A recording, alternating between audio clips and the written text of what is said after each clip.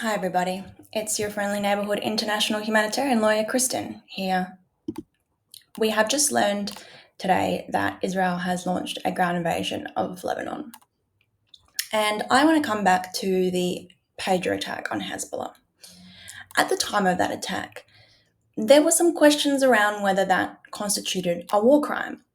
It was called out by AOC. There was an article in The Guardian about whether it was a war crime, as well as in the ABC. And I did a video at that time asking, why are we talking about war crimes? Why are we assuming that there is a war with Hezbollah? And I pointed out that discussing how talking about it being a war crime suggests that international humanitarian law applies, which requires there to actually be an armed conflict. And given that Hezbollah is a non-state group, the threshold for establishing that a armed conflict exists between a non-state group and a state is very high.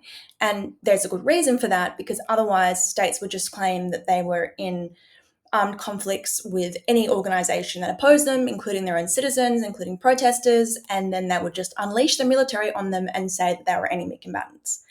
So again, there's a very good reason that the threshold is high, is because typically these groups should be dealt with in terms of law enforcement operations. The first question we have to ask before we can determine if IHL applies is there an armed conflict? I didn't see anyone asking that question. It just seemed to be assumed. And I knew I was onto something with this because I got flamed by Zionist bots arguing that there was a low-intensity armed conflict in place between Hezbollah and Lebanon since October 7.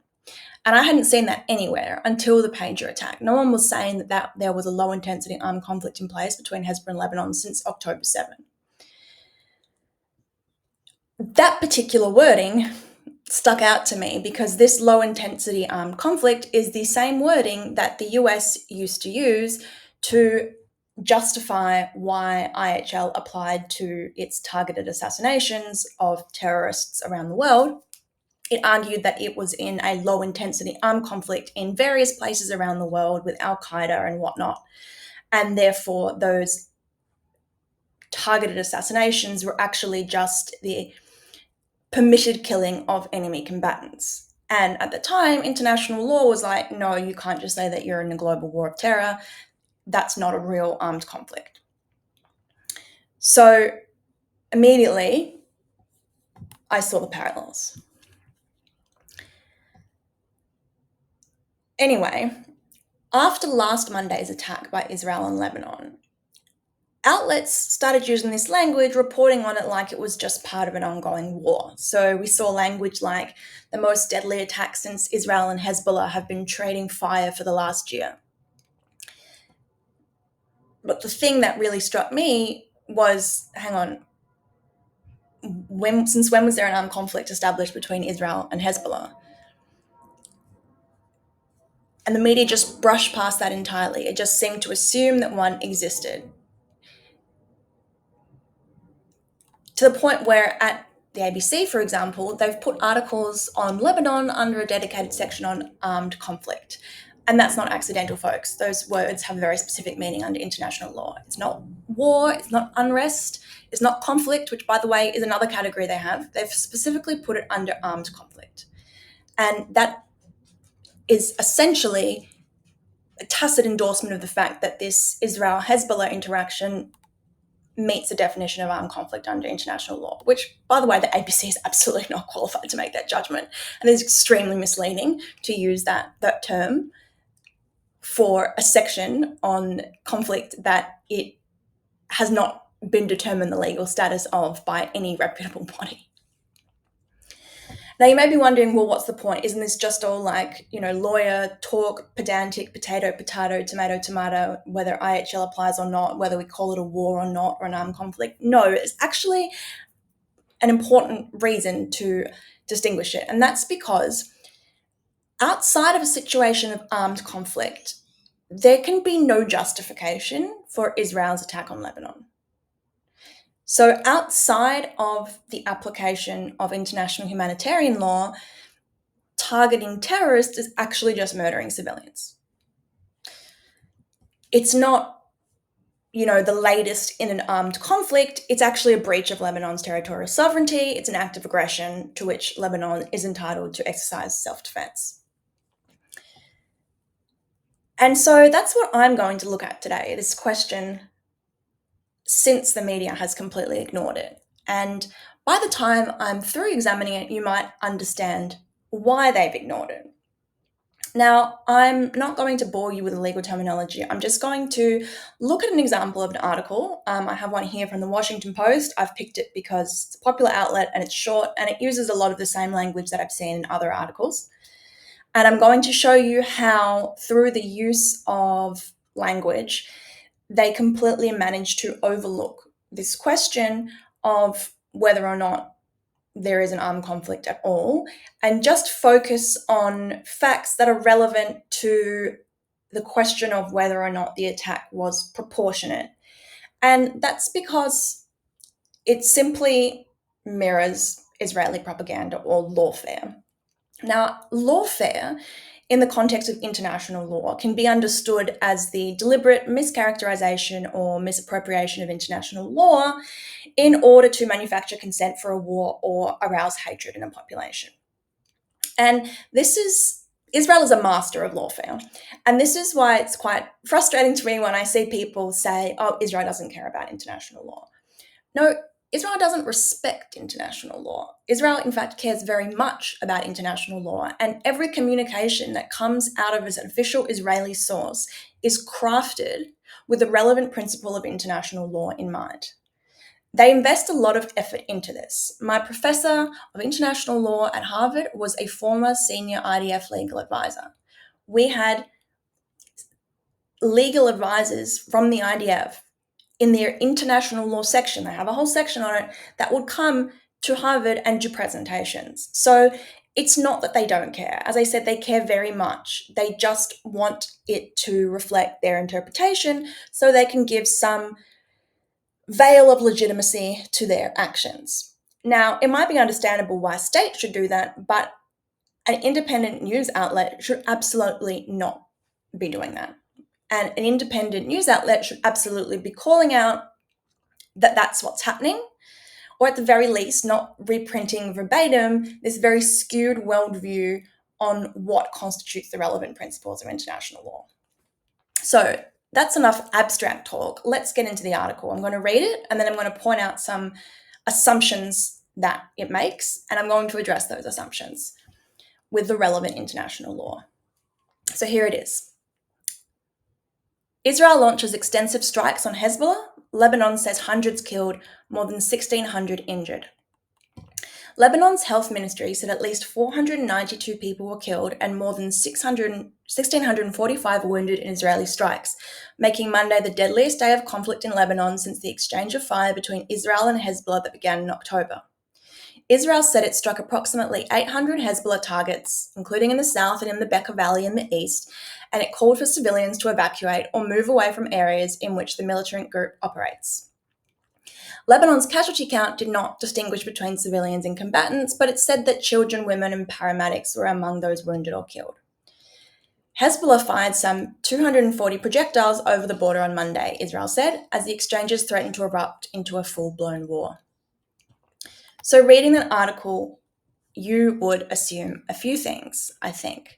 First, that there was a good reason to use force against Hezbollah and that this was part of an ongoing war. Two, you would assume that Hezbollah targets are military targets. Three, that the number of Hezbollah targets is higher than the number of deaths, so you might assume that there's an argument there that it's proportionate. Four, the fact that Israel called for civilians to evacuate makes it look like Israel took precautions in the attack. Five, the suggestion that Lebanon's casualty count did not distinguish between civilians and combatants makes it sound like that there might be some Hezbollah militants, combatants, hiding in that civilian casualty count. And six, the fact that there is a mention of hundreds of rockets that were sent by Hezbollah and the reference to exchanges makes it sound like an equal exchange. So I'm going to address those assumptions in turn, and explain how they create a very distorted perception of the actual legality of this attack. So, number one, there was a good reason to use force against Hezbollah.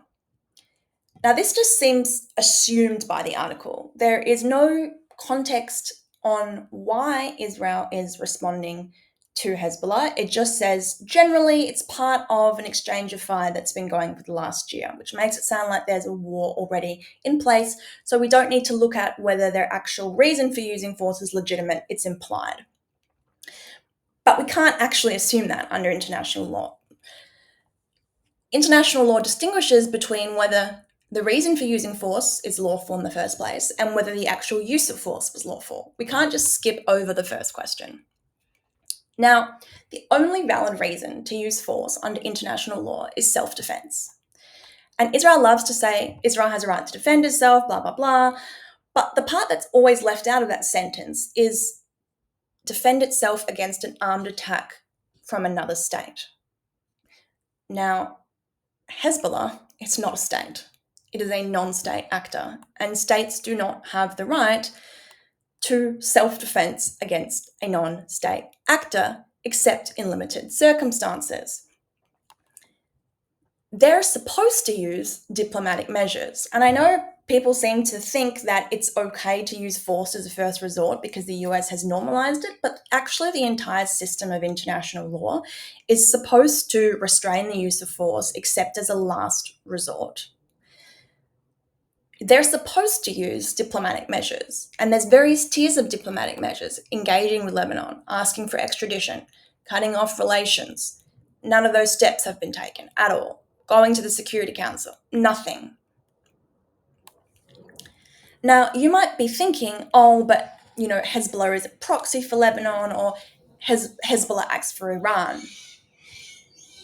We can't actually assume under international law that the acts of Hezbollah are the acts of Lebanon or the acts of Iran. But they want you to assume that. And that's why you hear a lot the phrase Iran-backed, or that Hezbollah rules parts of Lebanon. And this is very specifically for the reason that Israel is trying to attribute the actions of Hezbollah to Lebanon or to Iran under international law. It's very specifically a way of trying to establish legitimacy of the force that they use against Hezbollah by arguing that these groups are actually Lebanon and or Iran. So in defending themselves against Hezbollah, they're defending themselves against Lebanon and Iran, which would give them a lawful reason to use self-defense under international law, in theory. Unfortunately, thanks to their good friends, the United States of America, the threshold for establishing that non-state armed groups are acting on behalf of states is actually very high. It's almost impossible to achieve, really.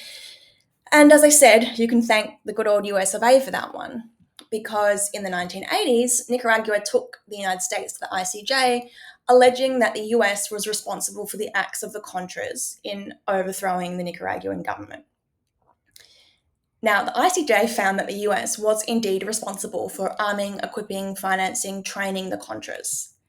And it found that in doing so, it actually had violated the prohibition on the use of force against other states. But, and this is key, it held that the US was not responsible for the actual acts of the Contras, because the US did not have effective control over their acts. So it could not be said that the Contras were said to be acting for the USA. So thanks to the precedent that the US set, it's actually pretty hard to argue that the actions of Hezbollah are the actions of Lebanon or Iran. So in that case, Israel does not have a right to self-defense against Hezbollah. Now, you might be thinking, what is Israel supposed to do? Just take it when they're attacked by Hezbollah? Don't they have a right to defend themselves? Well, yeah, they have an Iron Dome, and that's blocking the attacks. That is what states, countries, nations, tribes have been doing since the beginning of time, is constructing defensive structures. That's sort of the point. Likewise, if you had an electric fence around your property and someone tried to break in and get electrocuted, then you've successfully defended that attack. You can't then go and shoot them for good measure and say, well, it was self-defense. Well, maybe in the US you could make that argument, but no, we're saying. And this brings me to an important point. When we are looking at whether the use of force was justified, as opposed to the legitimacy of the force used, we have to consider each use of force in its context. We can't just say it's a war, so anything goes. We have to focus on the specific circumstances of the attack. Because in reporting, there seems to be this general assumption that it is okay to strike terrorists at any time and any place just for being terrorists. And according to the United States and their argument about why the war on terror, you can. But according to international law, you can't. That's not how international law works. Because the thing is that under international humanitarian law, we have, as I said, under international law, we have states and non-state actors. And even if you can establish that a conflict exists, terrorists are not a group of actors that can be targeted. They have to be established that they are combatants, because if they're not combatants, they're civilians.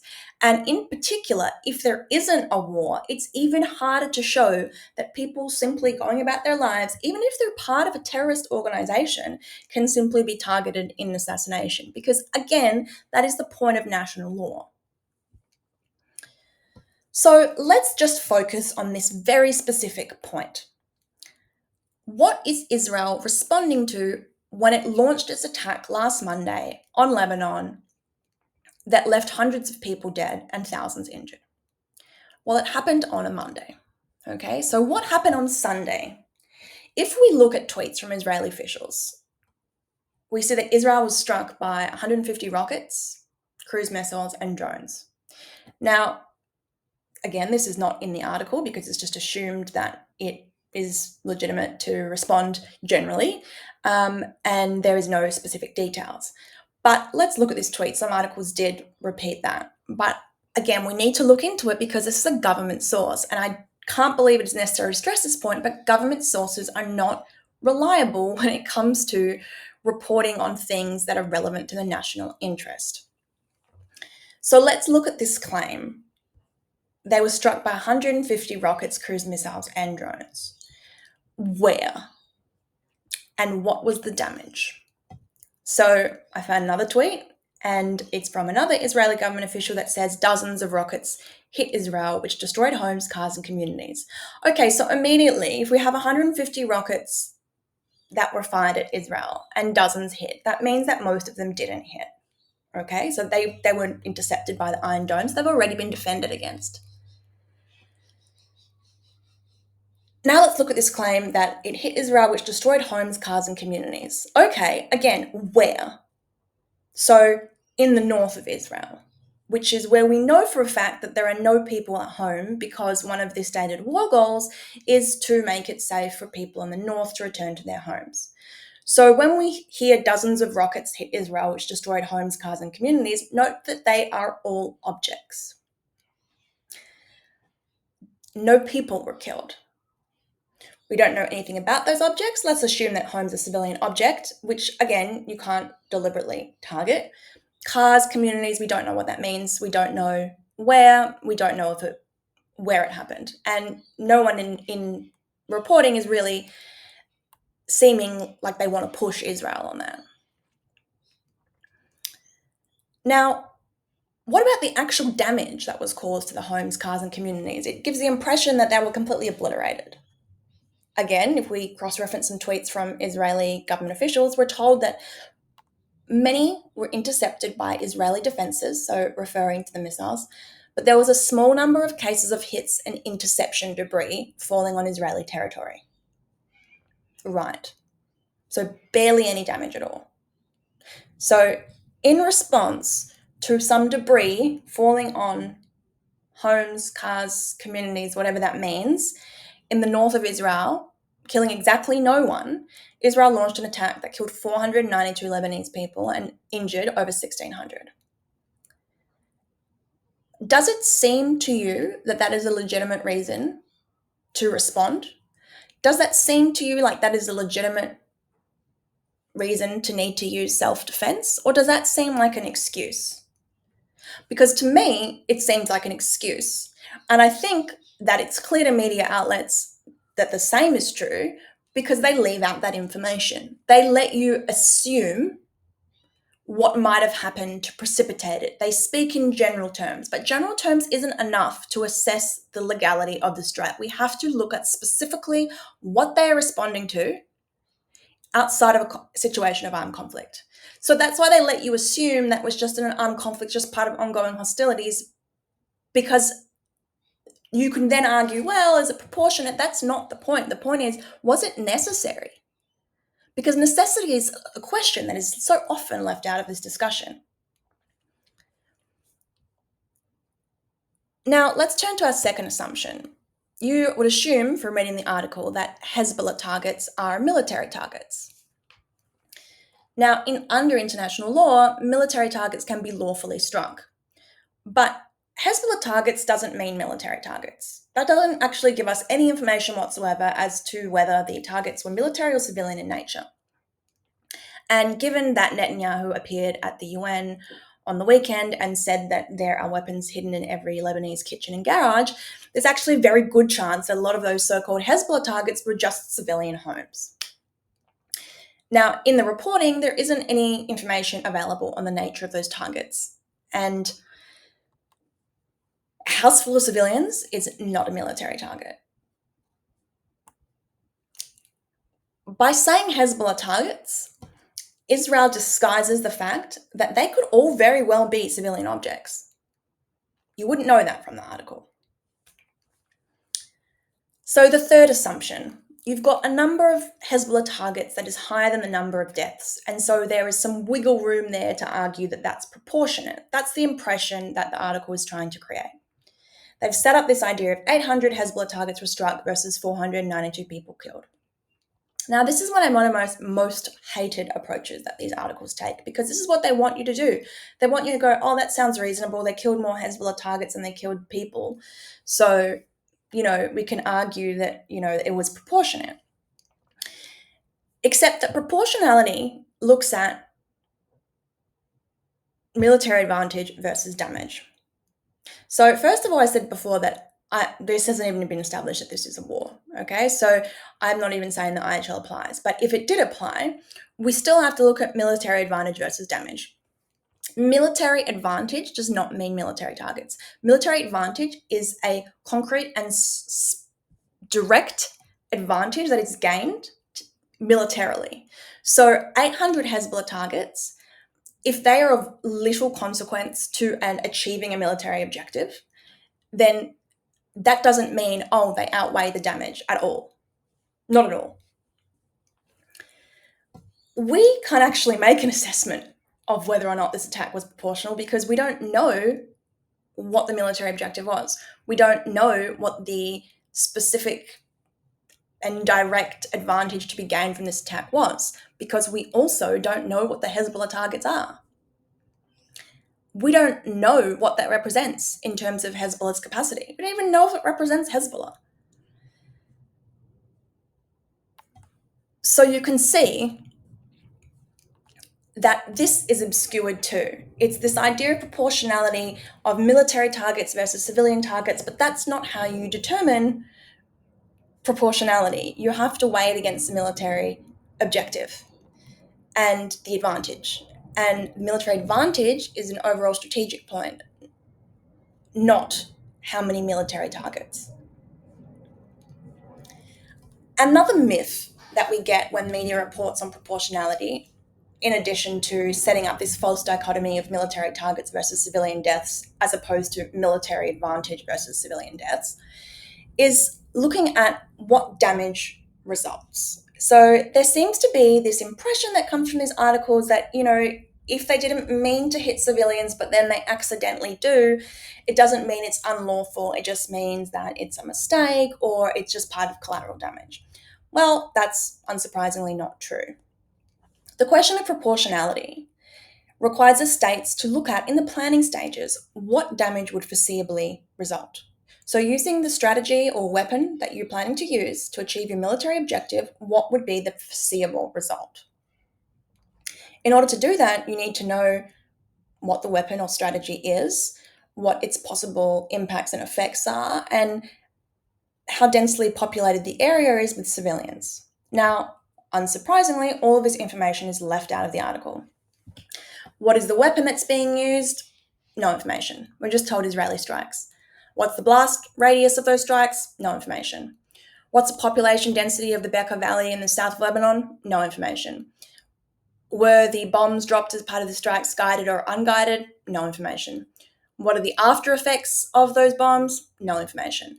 What is the size of the specific Hezbollah targets relative to the bomb? No information. So, what we can say is that when we look at proportionality, this strike violates international law because it involves intentionally launching an attack in the knowledge that such attack will cause incidental loss of life to injury or injury to civilians or damage to civilian objects, which is clearly excessive in relation to the concrete and direct overall military advantage anticipated. So to return to the idea I mentioned earlier about this 800 Hezbollah targets versus 492 people killed, that's actually not the point. That's actually not the proportionality analysis that you have to do. First, because I said you've got to actually compare it to the military advantage and none is identified. But more to the point is dropping unguided bombs in a highly populated area, you know is going to result in incidental loss to life and injury and damage to civilian objects. It's not a surprise. The ICRC, who wrote the Geneva Convention, has said that. This makes it illegal from the jump. So we don't even need to consider, did the civilian casualties outweigh the military objective? That's not even a question we need to ask because they used means that they knew were going to cause excessive civilian casualties. Number 4, the assumption that Israel called for civilians to evacuate makes it sound like Israel took precautions. Okay, so relevant to the principle of proportionality, as you might imagine, when it says you have to look at what the anticipated consequences of your attack might be, are the duty of the state to take precautions. And the information we're given here is that Israel warned people to leave, which makes it sound like a precaution, but it's not.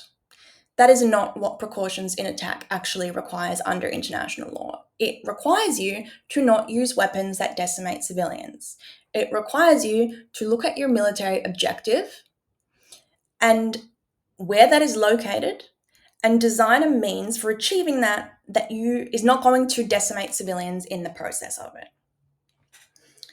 So, for example, if we look at the Osama bin Laden raid, for example, knowing that he was located in a civilian compound and sending in special forces is something that takes into account the fact that there are going to be civilians present, and that counts as a precaution because basically you've chosen a strategy that is not going to necessarily amount in a huge amount of civilian casualties.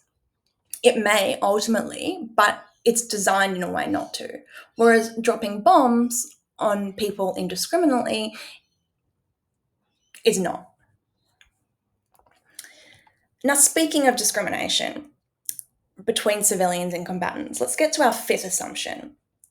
There is a statement in there that Lebanon's casualty count did not distinguish between civilians and combatants, which makes it sound like there might be some combatants disguised in that count, which is a really weird thing to say because the article says that Lebanon did not distinguish between civilians and combatants in its casualty count, but it doesn't say anything about how Israel did not distinguish between civilians and combatants in its discussion of 800 Hezbollah targets. And aside from being extremely biased because it doesn't treat those two sources the same way, it creates this impression that Lebanon is being sneaky by hiding these combatants in its civilian casualty count. And even more than that, that anyone who dies who is a civilian was probably just a terrorist or a terrorist supporter. But the thing is, there is no distinction between civilians and terrorists under international law. They are civilians who engage at times in armed activities. So they don't have a separate status. So it's not like identifying between soldiers and civilians. Okay, so first of all, it's not that easy to do. Second of all, there's actually no duty on the attacked state to distinguish between civilians and combatants. That is the responsibility of the state that is attacking. So Israel actually has to distinguish between civilians and combatants in its means of attack. So it is extremely irresponsible to report in this way, to suggest that there might be combatants hidden in civilian casualties when the article doesn't consider the possibility that there might also be civilians hidden in Israel's reporting on military targets. And as I said, the only state party here that has a duty to actually distinguish and disaggregate between them is the attacking state. It's Israel. So it's just interesting to note how there is an assumption of legality and responsibility taken on behalf of Israel, but a skepticism applied to official sources from Lebanon, even though they're the victim here.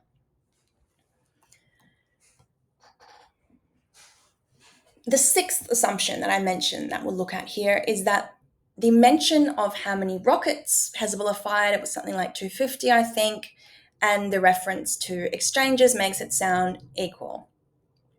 It's very much not. We know from other reporting that the number of rockets fired by Israel on Hezbollah is something like 4 times those fired by Hezbollah. But I want you to look at the language here. Projectiles. What are projectiles? They don't tell us. A projectile could be anything like a stone. They want you to think missiles, but they deliberately use this specific language. Now, they say fired at. They always say fired at, launched at. They never actually say landed. How many hit? How many landed?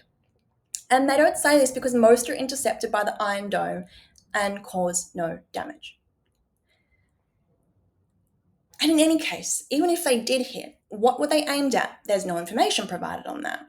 But other sources make clear that they were aimed at a munitions factory in Israel and an Air Force base. Those are military objects. Those objects are permitted to be hit. So in fact, that attack launched by Hezbollah would be lawful. But all of the information that allows you to conclude that is conveniently not put into the article. And all of the information that might conclude you to think that Israel was massively overreacting is left out by using words like launched at, projectiles.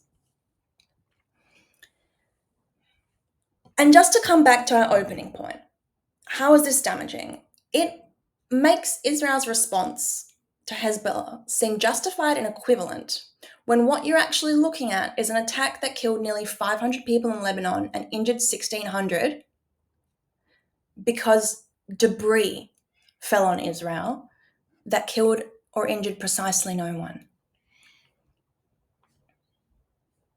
It also makes it seem like Hezbollah's response to that is just as bad as Israel's attack on Lebanon, except it leaves out the information, as I said, that Hezbollah struck military targets while Israel struck civilians deliberately by choosing weapons that could not distinguish between civilians and combatants. We're also told that 250 rockets were fired by Hezbollah, but conveniently we're not told how many bombs were dropped on Lebanon by Israel. If you had that information, it would be very clear that we're not talking about parity here. We're talking about a non-state actor and one of the largest military forces in the world, backed by the largest military force in the world and billions of dollars a weapon. So ultimately, you can see how this article and other articles like it that simply reprint Israeli accounts of attacks, they focus on a very small part of the attack. They focus on this idea of assumptions that support Israel's narrative of international law. And in doing so, they justify all the terrible things that Israel does. And not just Israel. All of these justifications, the OGs were the United States. This is all from the War on Terror playbook. And you can see, hopefully, how simply reporting what Israel says is the problem, because it gives the impression that this is all the relevant information that you need to determine the legality of the strike, and it's not. Israel deliberately leaves out the relevant circumstances, and instead of the media questioning it or casting a critical eye on it, it just repeats it, normalizing the idea that this is legal with just unfortunate consequences, which is not true at all. The media is complicit in manufacturing consent for Israel's war in Lebanon. That's all from me today.